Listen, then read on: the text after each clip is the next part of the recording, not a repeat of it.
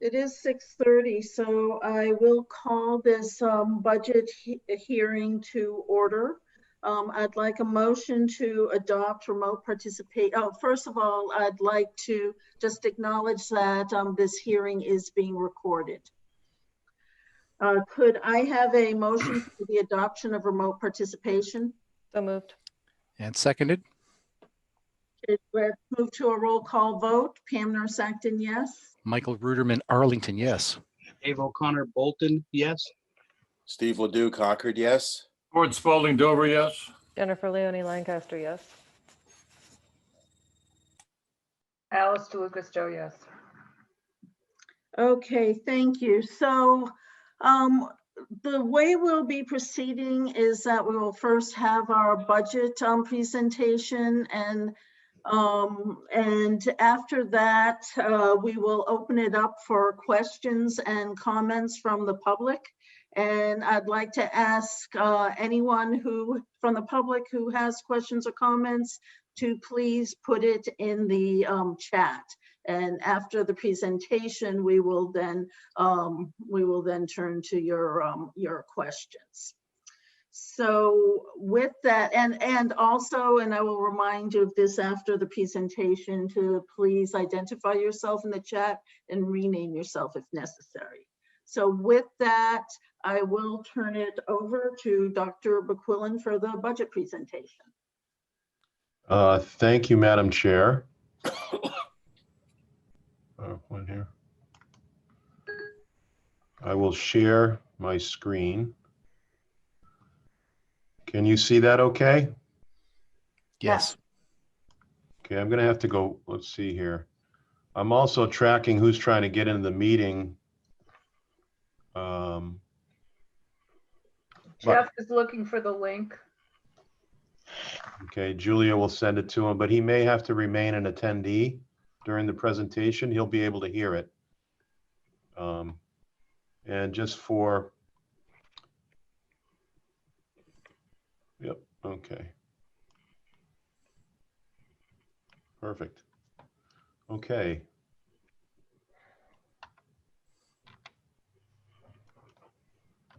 There we go.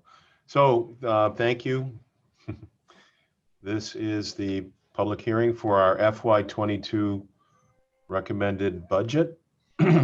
Our funding priorities for this upcoming budget are obviously in this environment to protect student and staff health, to continue to deliver high quality career and vocational technical programming, including the initiation of our animal science vet assisting program and the expansion of our robotics automation program into the area of logistics.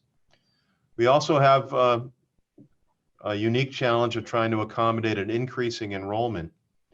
We'll be closing out, and our hope is that we will be closing out the MSBA portion of our project in the next fiscal year. We have athletic fields under construction now. We have to continue to manage those and also begin to bring our facilities rental back online as COVID will allow.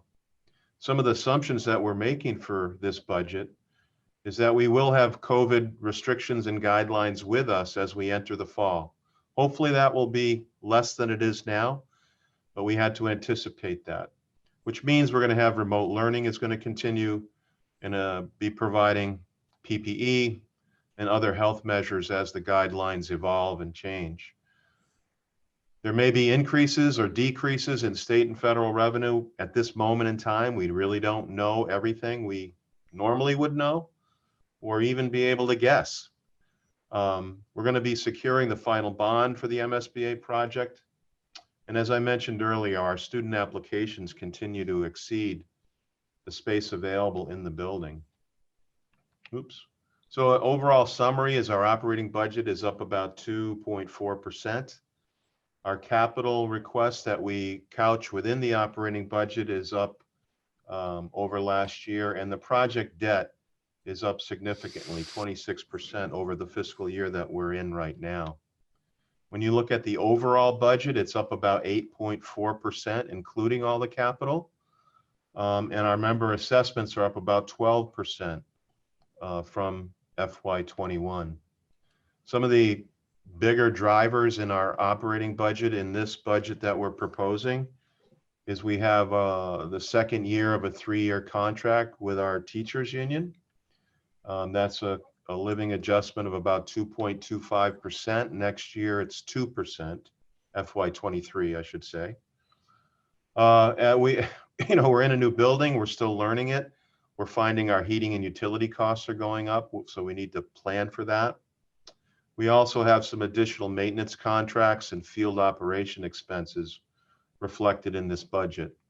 The value of the building, as you could imagine, is higher than the previous building we occupied for 40 wonderful years. So our property insurance has gone up. We have had a reduction in transportation and health insurance. Health insurance due to a net reduction in staffing, and our transportation bids came in below what we budgeted, so we saved some funding there. Again, I just want to take a few moments to talk about enrollment. The building was built for 628 students. We currently have 634. I expect we'll be up around 670, 680 next year. And if you look at our applications, with still 6 weeks left in the admissions season, if you will, we have 242 in-district applications right now.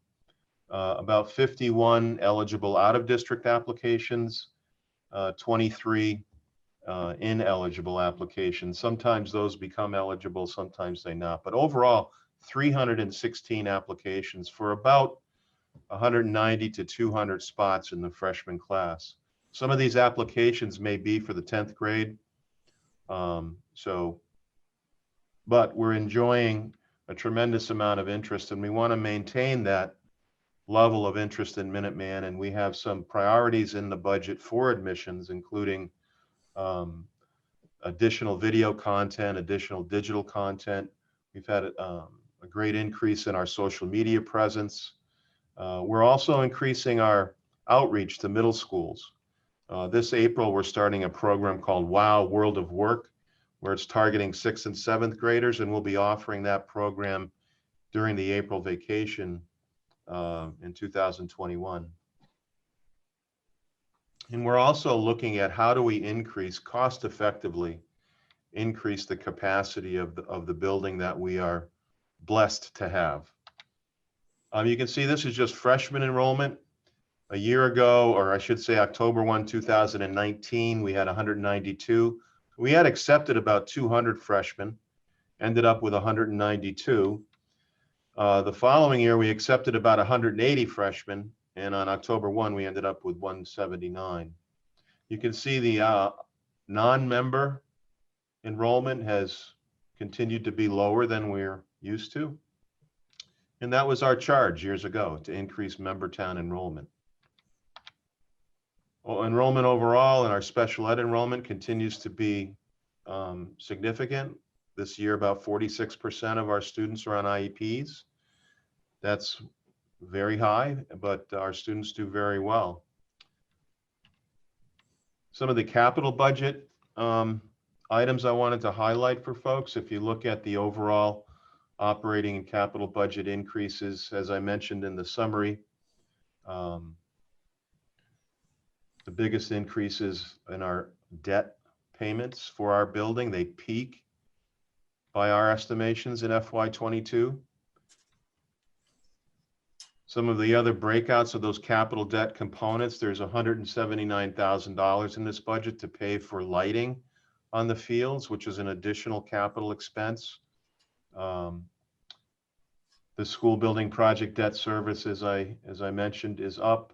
And then there's a capital stabilization fund, which we established, the school committee established about 5 or 6 years ago. And we're continuing to contribute to that in the hope that that would be able to help us increase the capacity of the school without having to go into any further debt, but to look at how can we do it from our operating budgets. The athletic field project, I had a few questions about this. Where is it? What is it? It's underway now, weather permitting. The site and base work is being worked on now as the weather allows, obviously this weather. We've had to take a pause. Construction will be in the spring and summer with the fields coming online in early fall. October at the latest, hopefully earlier. And I'll just remind, we haven't had home fields for 4 years, so this is going to be a great resource for the students, or for athletics and phys ed. We are planning to, when we talk about sustainability, we don't want to have to go back to the member towns in 10 years and ask them for another capital allocation to replace the synthetic fields. So we're going to be setting aside $168,000 a year. Hopefully some of that, or most of that, perhaps all of that, coming from revenue being generated by the 3 lighted fields.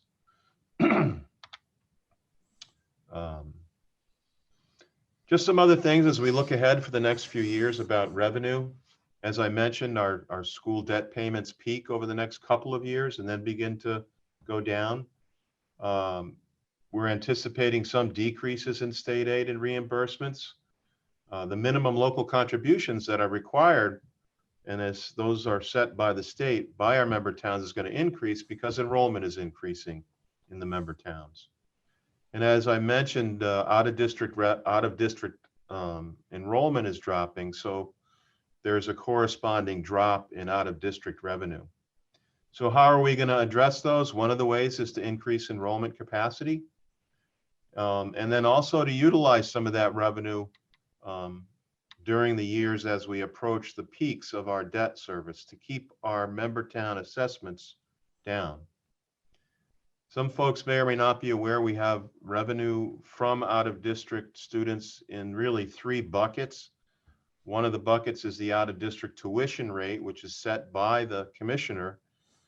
These are the FY21 rates because the commissioner hasn't set the FY22 rates. That usually happens around March or April. This year, the rate is $18,400 just for base tuition. If the student's on an IEP plan this year, they're charged an additional $7,400, and then there's a capital fee, which this year, if a town has 5 or fewer Chapter 74 vocational programs, we're collecting an additional $7,700. If the school that they're coming from has 5 or more, it's about $5,800. And again, we will submit to DESE our calculations about what the FY22 capital fee will be. That won't be until March as well. So we're using these numbers to be conservative because I expect, well, I know these will go up a few $100s per student in FY22. So just quickly, yep. A lot of times people ask, well, how come Minuteman costs what it costs? And if you look at what we spend above net school spending compared to the districts that we serve, the 9 member towns, we spend about 148% above net school spending, which is a little bit below the median of our member towns. So we live in a district that invests in its educational services and resources, and Minuteman does as well. When you look at how we spend compared to other vocational schools, we're above the other vocational schools that we get compared to, but there's some reasons for that. 1 is our location. 2 is the high percentage of special education. 3 is the salaries that are paid, and our 9 member towns are pretty much some of the higher salaries in the state. And so in order to attract quality educators, which we have to meet those salary expectations. And then when you look at a percentage of our budget for special ed, we're up there. Keefe Tech is the only other school that has more than 40% special education students, and we're right in there. And this is all based on DESE information. Unfortunately, the latest is 2019. That was on the DESE website. And then when you look at our MCAS scores compared to other regional voc schools, we're at the top. So that money is well spent. And when you consider that our population is a significant portion of special ed, this is the Minuteman miracle, I think. Our kids do really, really well. And we're very proud of that. So just a summary overall of our FY22 budget request. Overall, the operating and capital request is $27,640,000 and change. And that concludes my basic. And I will check in the chat for any questions that may be from the public. Just And as a reminder for people who joined after we started, we will open it up to questions and comments from the public, and please post them in the question and answer. Also, for those who joined after we started, we are recording the session and it will be available. The presentation will be available online. so are there any questions? I'm not seeing any in the chat. Ed, may I ask, if we could go back to the final slide, please, just for clarification.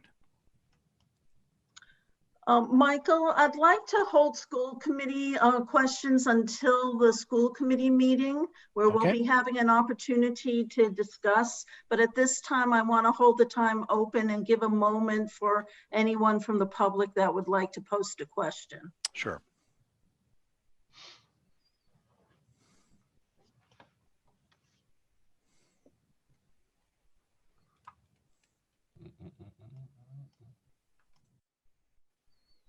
Yeah, well, nobody's here. Well, And someone may be typing. We'll give it just another moment or two.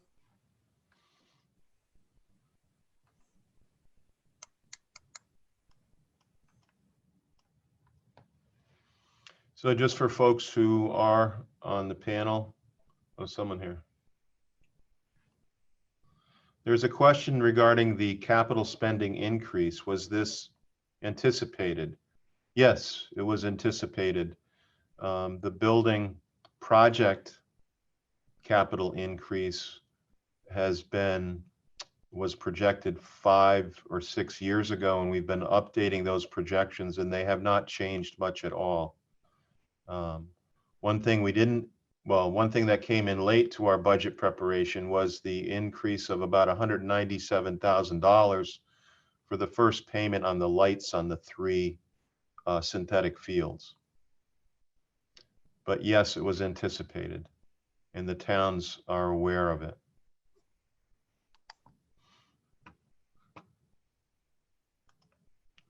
Are there any other questions I can help with?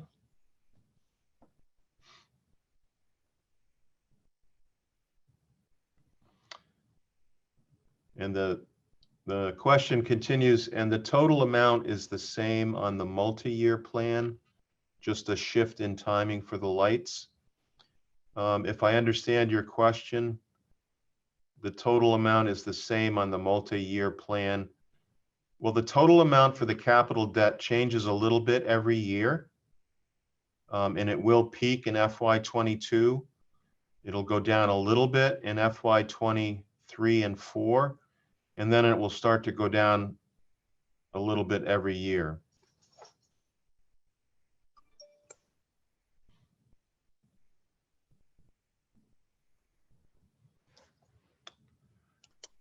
Okay, no.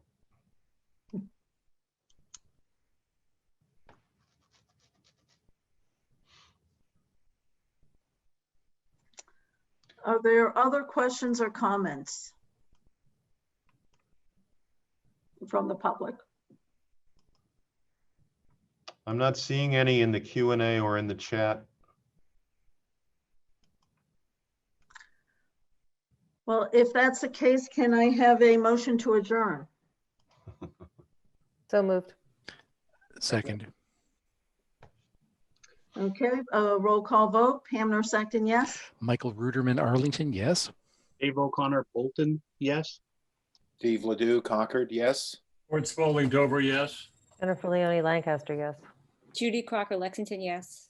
Jeff Stuland Needham, yes. Alice DeLucas, yes.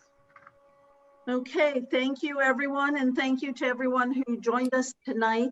We will be adjourning the budget hearing, and we will be reconvening at 7 o'clock for the school committee meeting. Thank you. Thanks.